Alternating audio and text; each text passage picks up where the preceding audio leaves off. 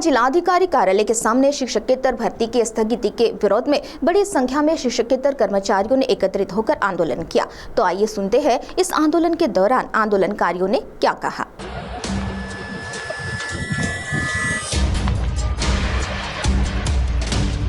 चंद्रपुर जिला माध्यमिक व उच्च माध्यमिक शाला शिक्षकेतर कर्मचारी संगठन चंद्रपुर की ओर से शिक्षकेतर भर्ती स्थगिति के विरोध में आज जिलाधिकारी कार्यालय के सामने आंदोलन किया गया, जिसमें बड़ी संख्या में संगठन के पदाधिकारी तथा शिक्षकेतर कर्मचारी मौजूद थे।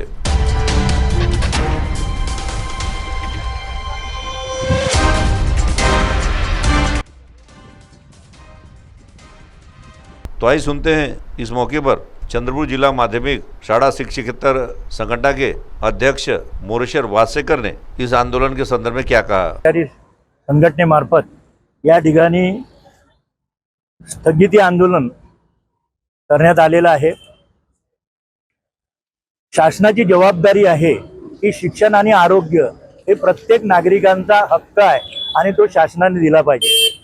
पण शासनाचं धोरण अगदी जनविरोधात आहे असं दिसून येतं।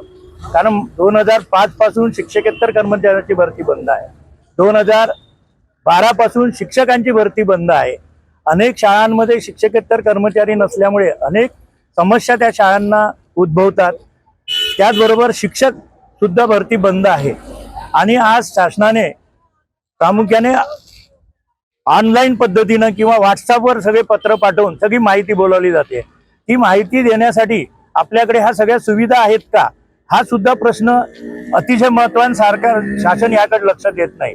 सगळं इलेक्ट्रॉनिक याच्यावर म्हणजे व्हॉट्सअपवर किंवा मीडियावर सगळं पाठवलं जातं, पण त्या शाळेमध्ये त्या सुविधा आहे का, इंटरनेटच्या सुविधा का आहेत का, त्याप्रमाणे त्या ठिकाणी नॉन टीचिंग स्टाफ आहे का, याचा कुठलाही विचार शासन न करता प्रामुख्याने लादल्यासारखं केलं जातं। साथ ही इस आंदोलन में मौजूद सूर्यकांत खनगे ने इस आंदोलन के संदर्भ में अपनी प्रतिक्रिया व्यक्त की।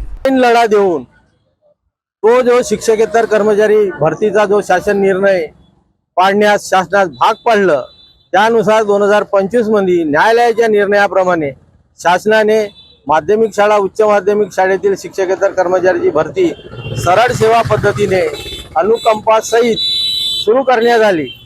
परंतु मध्यंतरी 28/5/2025 ला महाराष्ट्र शासनाचे माध्यमिक व उच्च माध्यमिक संचालक माननीय डॉक्टर महेश पालकर यांनी एक परिपत्रक काढून सदर भरती ही स्थगिती ठेवण्यात आली। त्याचा निषेध म्हणून महामंडळाच्या वतीने संपूर्ण महाराष्ट्रात आज त्या परिपत्रकाची होळी या ठिकाणी करण्यात येऊन राज्याचे मुख्यमंत्री माननीय देवेंद्रजी फडणवीस साहेब यांना या जिल्हाधिकाऱ्यामार्फत त्यांचं आमच्या संघटनेचं चंद्रपूर जिल्ह्याच्या वतीने निवेदन सादर करण्यात येत आहे।